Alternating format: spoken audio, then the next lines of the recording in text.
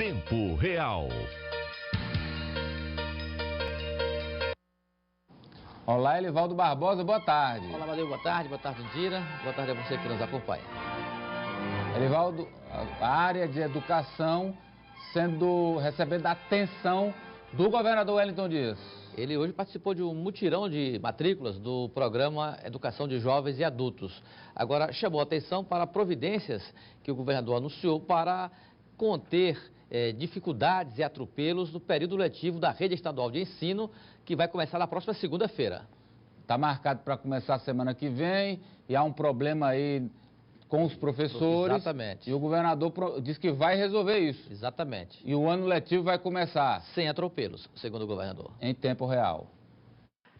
A dona de casa Raimunda Deusimar, hoje com 51 anos, parou de estudar aos 14.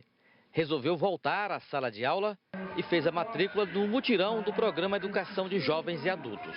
Eu tenho muita dificuldade no meu negócio, eu trabalho com pequeno negócio, eu tenho muita dificuldade em olhar na internet, porque hoje tudo é atualizado, né? Eu tenho que me atualizar mais nas coisas. No Piauí, igual a dona Raimunda, são 500 mil habitantes, 20% da população. Por isso, o governo resolveu investir na busca de quem parou de estudar. Por que que isso aconteceu? Nós não tínhamos essa modalidade EJA, que é exatamente a alfabetização de jovens e adultos, chegando nos 224 municípios. Hoje nós estruturamos as nossas escolas, organizamos todo o sistema educacional para que pudéssemos chegar aos 224 municípios. É o que realmente está acontecendo. Nós estamos garantindo, não é, que milhares de pessoas voltem a frequentar a escola. Essas pessoas vão crescer pela educação, vão ter uma profissão, poder melhorar a renda, e isso é o que garante o desenvolvimento. O crescimento da nossa economia depende do êxito que vamos ter também no resultado da educação. O governador fez questão de participar do mutirão de matrículas do programa Educação de Jovens e Adultos em praça pública. E sobre o período letivo na rede estadual, que começa na próxima segunda-feira, já existem até providências para evitar greve no magistério. O governador prometeu cortar despesas para evitar transtornos ao período letivo que começa na próxima segunda-feira. E na relação dos cortes, até obras financiadas com recursos do Tesouro Estadual. O esforço é para garantir o pleno funcionamento da educação no Piauí. O que o Estado está fazendo? Tirando de algumas metas que tinham, como estradas, pontes, obras importantes, pela educação. Então eu faço aqui também um apelo para que a gente não prejudique os estudantes. Todo mundo voltando às aulas, não é, com esse entusiasmo que eu vi no ano de 2015. Para quê? Para que a gente possa, com isso, crescer. Crescendo matrícula, inclusive, garante as condições de mais recursos em 2017 para a educação. Nós estamos recebendo aqui no estúdio o secretário de governo, secretário Merlong Solano. Boa tarde, secretário. Boa tarde, Amadeu. Obrigado pela presença do senhor. Secretário, o governador falou aí que o esforço todo é para não haver greve, para que o ano letivo comece normalmente. Eu queria que o senhor nos explicasse em que termos estão essas negociações, esse diálogo com o magistério. Exatamente, é um esforço. Boa tarde, Amadeu, boa tarde, Indira, Eduardo. Um esforço grande do governador Wellington no sentido de chegar ao entendimento com os profissionais da educação para que o período possa começar normalmente na próxima segunda-feira. Então ele vem acompanhando de perto este processo, na própria casa dele. No Karnak ontem recebemos representantes da CUT e dos sindicatos dos professores. A equipe da área técnica, da fazenda, da educação e da administração está trabalhando, continua trabalhando nesse momento para que veja se ainda é possível avançar no que já foi apresentado pelo governador ontem aos sindicatos. Quando o governador apresentou, Amadeu, a proposta de implementar praticamente o único estado do Brasil que está nesse momento sentando à mesa com os professores e discutindo a ideia de implementar os 1136 no reajuste não só do vencimento básico, mas de toda a carreira. 11,36%. 11,36%. E eu quero destacar que os professores do Piauí já ganham acima do piso. Quem ganha menos neste momento, mesmo sem a implementação de qualquer percentual, já está recebendo acima do piso. Rigorosamente, do ponto de vista legal, o governador Wellington não precisaria fazer qualquer reajuste em relação ao piso, porque os professores da rede estadual já ganham acima do piso.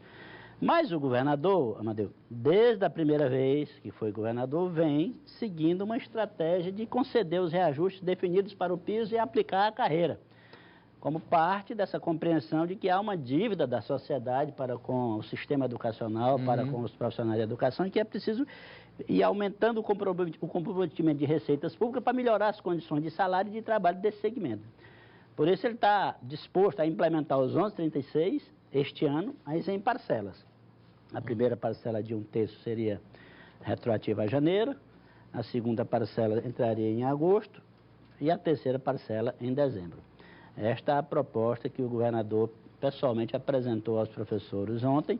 Em cima dela, a nossa equipe continua trabalhando para ver se dá algum tipo de espaço que permita ainda fazer algum tipo de melhoria. Agora, o governador falou aí no esforço, até o Elivaldo disse, de obras, de outras despesas. Que outras despesas são essas? O que pode parar?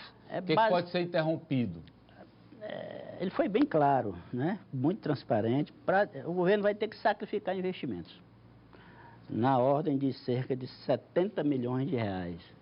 70 milhões de reais? Porque, Amadeu, aplicado por inteiro os 11,36 retroativo a janeiro, Elivaldo, nós teríamos um impacto de aproximadamente 140 milhões no ano.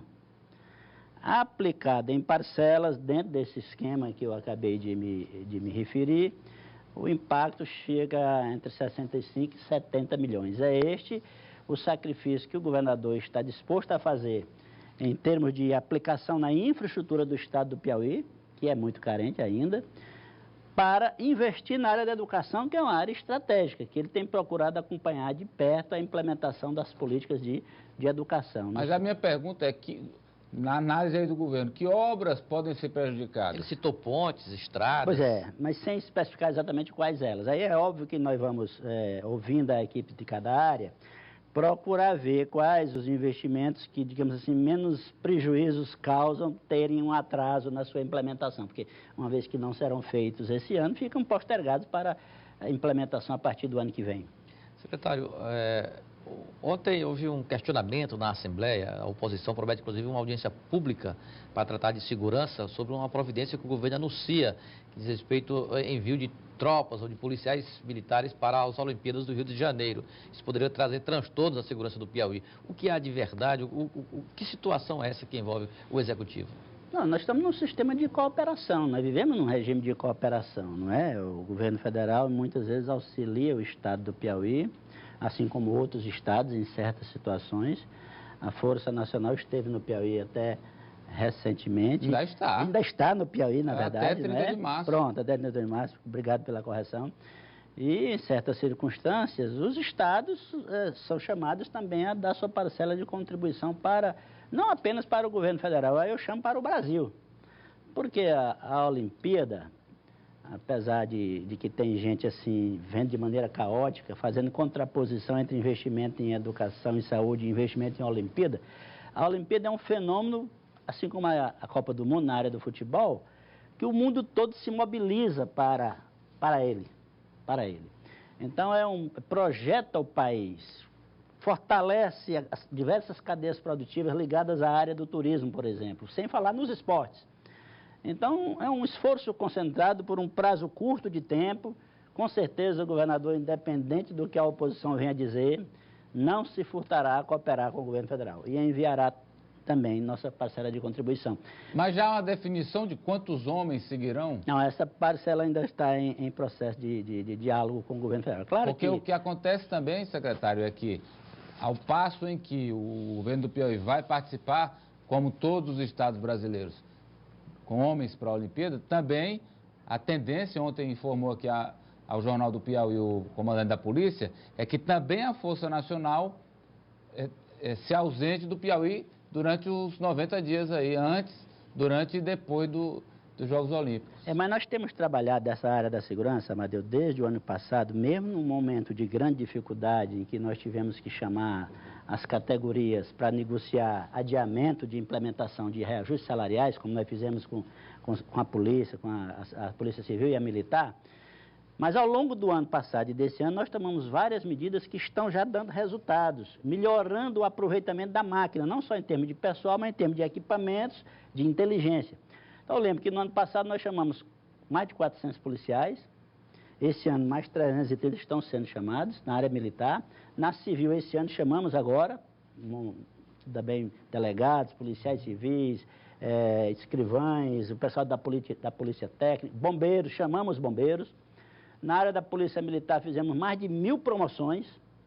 Então, esse esforço todo, ao lado do investimento em equipamentos e também em inteligência, nos permite já estar obtendo melhores resultados. Como, por exemplo, o número de assassinatos caiu em 2015 comparativamente a 2014. O número de roubo a veículos também caiu. O número de roubos a armazéns, bancos também caiu. Houve um item que cresceu de maneira preocupante, que foi o roubo a pessoas, o chamado assalto a transeuntes. Esse item cresceu bastante no ano passado e nós vamos trabalhar em cima dele neste ano. Secretário, muitas perguntas aqui, principalmente com relação à situação dos servidores da educação. O professor Antônio questiona se o governo federal não mandou a verba por aluno já prevendo esse reajuste. Vamos lá, de um por um, Indira. Pois é, o cálculo do sistema do Fundeb tem um per capita. A lei do Fundeb, na verdade, é uma lei federal que joga a maior parte do peso sobre o financiamento da educação para os professores, para os estados, Indira. O volume de recursos que o estado coloca no Fundeb é menor do que o que ele retira do Fundeb, numa proporção muito significativa. São mais de 500 milhões de... O ano passado foram cerca de 500 milhões de reais que o estado transferiu para as prefeituras. Então, embora haja um per capita definido nacionalmente, ele não é suficiente para custear as despesas do Estado e o Tesouro Estadual tem que colocar recursos para cobrir as despesas do nosso sistema educacional. Secretário, muitos telespectadores, entre eles a Débora Rodrigues da Pissarra, questiona esse reajuste, porque diz que a regência está incorporada ao vencimento e que esse piso acaba não sendo real. Pois é, mas a regência é um dinheiro que vai, né? Ela já foi incorporada no passado, ela vai para a aposentadoria do servidor, rigorosamente é um salário, somando tudo. O que eu digo é o seguinte, quem ganha menos, neste momento, recebeu no mês de janeiro, está recebendo agora, hoje é o último dia, se eu não me engano, do pagamento do mês de janeiro, um salário, ninguém na educação está recebendo menos do que o piso. Mesmo assim, o governador, apesar de toda a dificuldade projetada para este ano, sinaliza em terminar o ano de 2016 com os 11,36 incorporados ao salário. Não pode ser toda uma vez, conforme os professores querem. Questionam aqui também por que no Maranhão os professores ganham o dobro e sem parcelar, vão ter esse reajuste aqui agora. E outra pessoa diz também que essa greve pode atingir o pessoal administrativo e que as escolas não vão funcionar porque elas não dependem só de professores.